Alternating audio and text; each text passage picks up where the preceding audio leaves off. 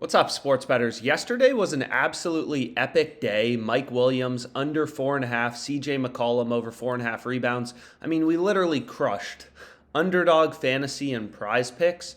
So today I have a bunch more player props and we're going to go through them. And again, like the goal of the Odds Jam YouTube, I say this all the time, but it's really just to show you things that I'm betting on and how I bet, right? I want to give you profitable picks that win long term, but lines can move at any time, right? If I give out a really good play and a bunch of people bet it, the line may move. So my goal is also to teach you the strategy, right? To teach you how to bet on sports, right? So the first tool I use is this Odds Jam screen. And the first player prop I went with on Prize Picks is Jake DeBrusk over 2 shots on goal. So you may be like, okay, Alex, why do you like this? And what you're going to notice is, hey, Prize Picks is at 2, Underdog Fantasy is at 2.5. And this actually gets us to our first question, should I have both platforms? And you absolutely should have both Prize Picks and Underdog Fantasy because they have different lines, right? We obviously would rather bet over 2 as opposed to over 2.5 because if he has exactly 2 shots on goal, then we're going to push on Prize Picks. It will be a tie, right? So a 6-leg parlay will become a 5-leg parlay, whereas if we bet over 2.5 on a sports book or something like that, we're going to lose.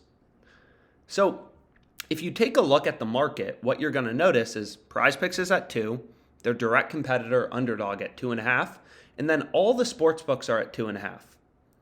And what you may say is like, wow, some of the sports books have the under favored, some of the sports books have the over favored.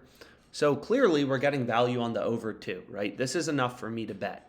And this is data-driven sports betting. We're treating every book and the odds they're putting out as an independent, data point telling us where the line should be set. And do I know anything about this player? No, I don't watch hockey. It doesn't frickin' matter. I'm following the value. Prize Picks is at 2, and I have 1, 2, 10 other data points, 20, telling me the line should be at 2.5.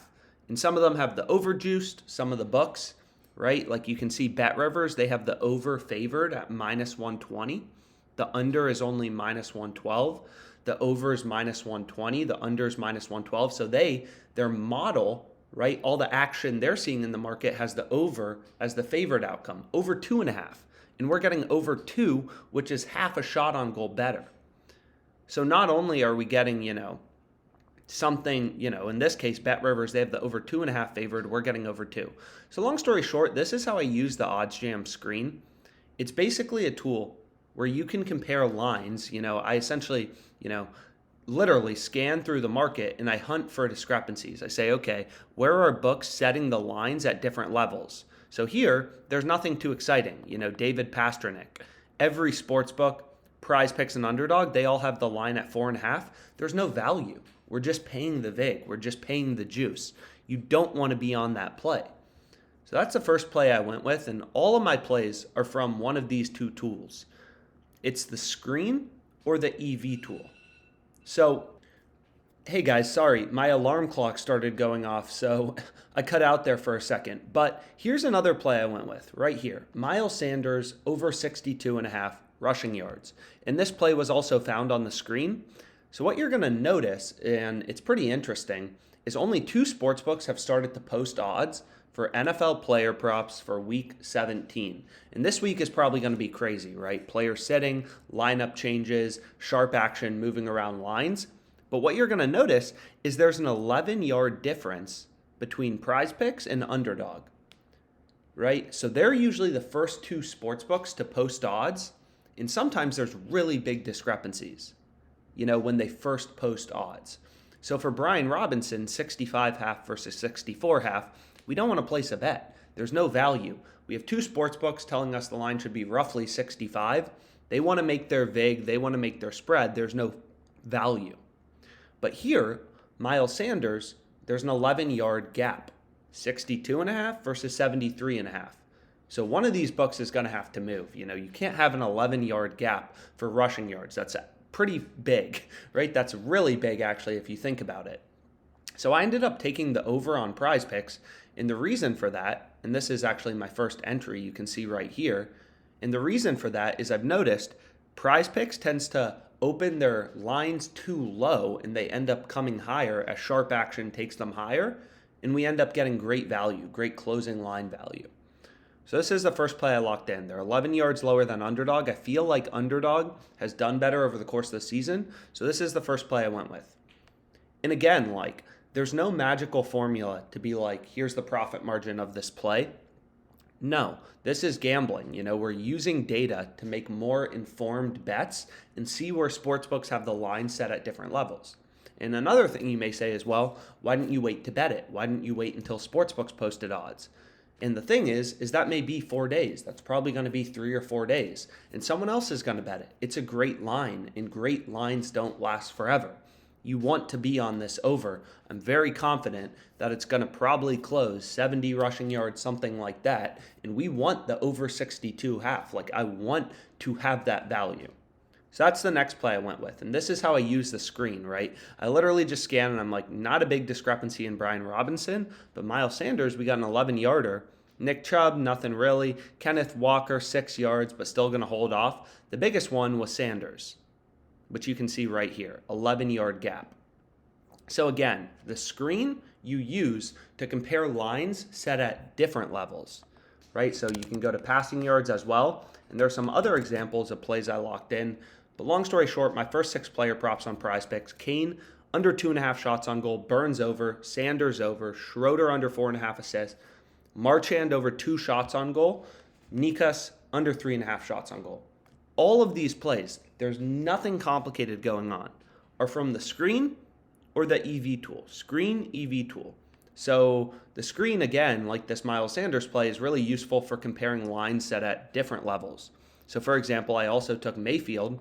This is my first 6 player prop, so take a note, try to tail them. I think they're all profitable if you want to go and tail them. And again, great lines don't last forever. If any of them move, then take, if let's say 3 of them move from each play and you want a 6-pick flex, right? Because 6-pick flexes, I say this all the time on Underdog Fantasy, you want to go with 3-pick power plays or 5-pick. And then on Prize Picks, you want to go with 5 or 6-pick flexes.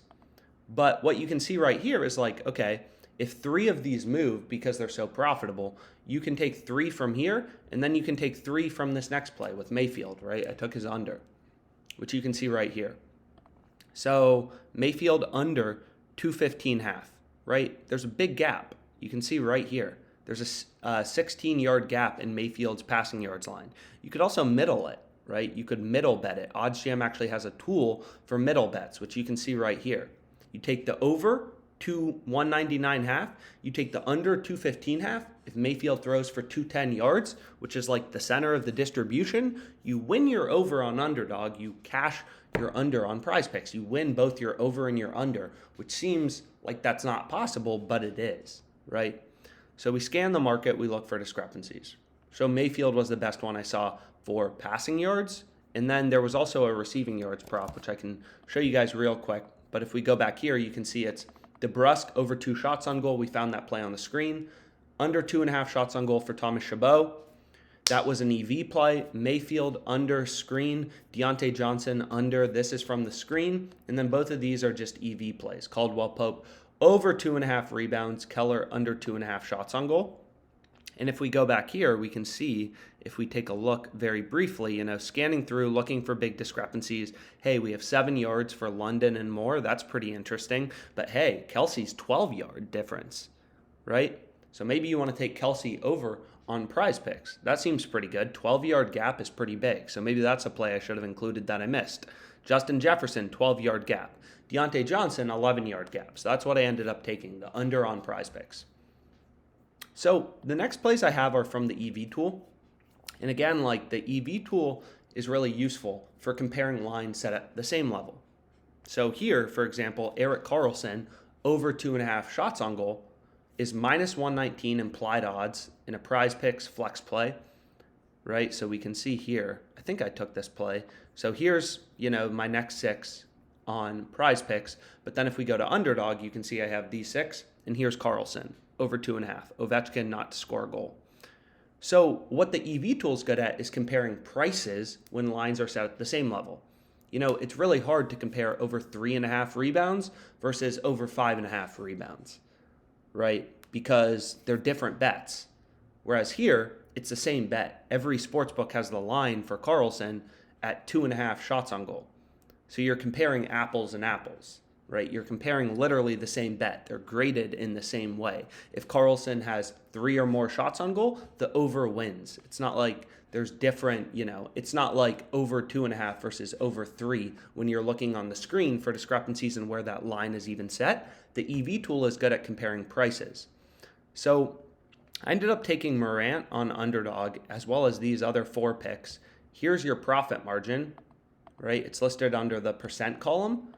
And, you can select any of the sports books you use. You can create all these custom filters, but OddsJam will automatically, based on the state you're in, show you sports books in your location, but you can filter them out.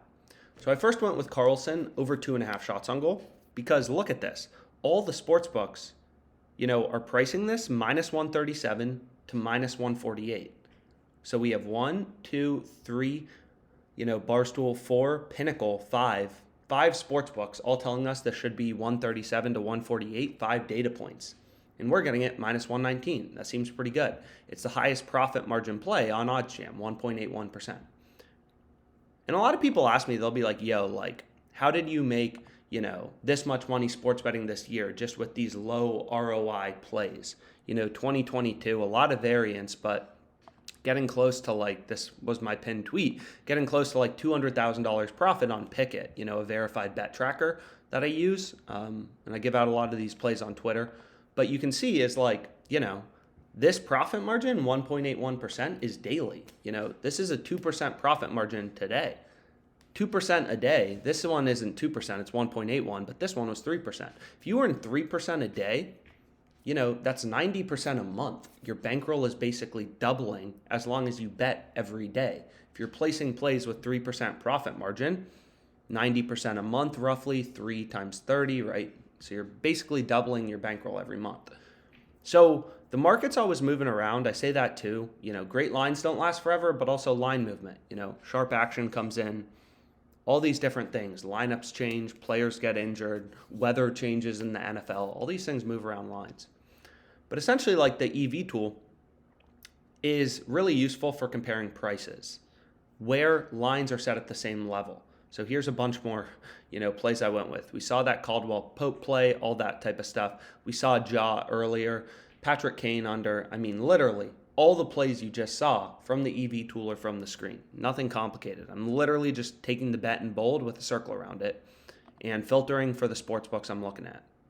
So next I have Martin under 3.5 shots on goal. This play has a higher profit margin, which is great. And you can see all the sports books have this roughly minus 150. So we have 1, 2, 3, 4 data points, all telling us the line should be set at minus 150.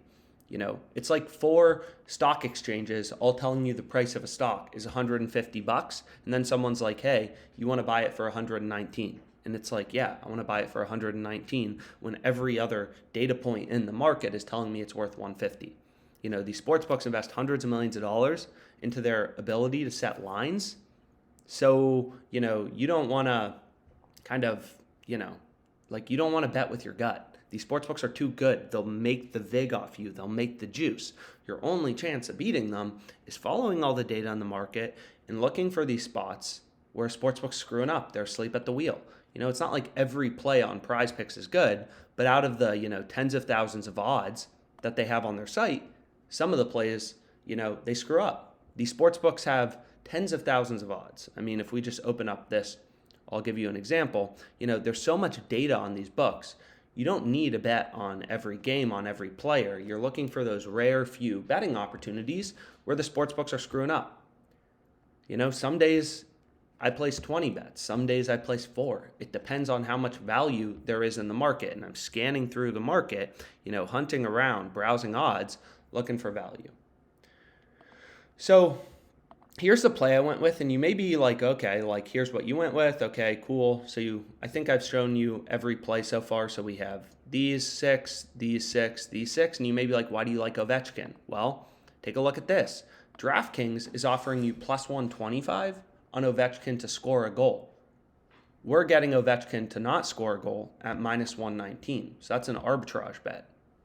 So these sports books, they don't offer markets, on Ovechkin to not score a goal. They only offer Ovechkin to score a goal. But like if you look at money lines, plus 160, minus 190, these markets have VIG baked in.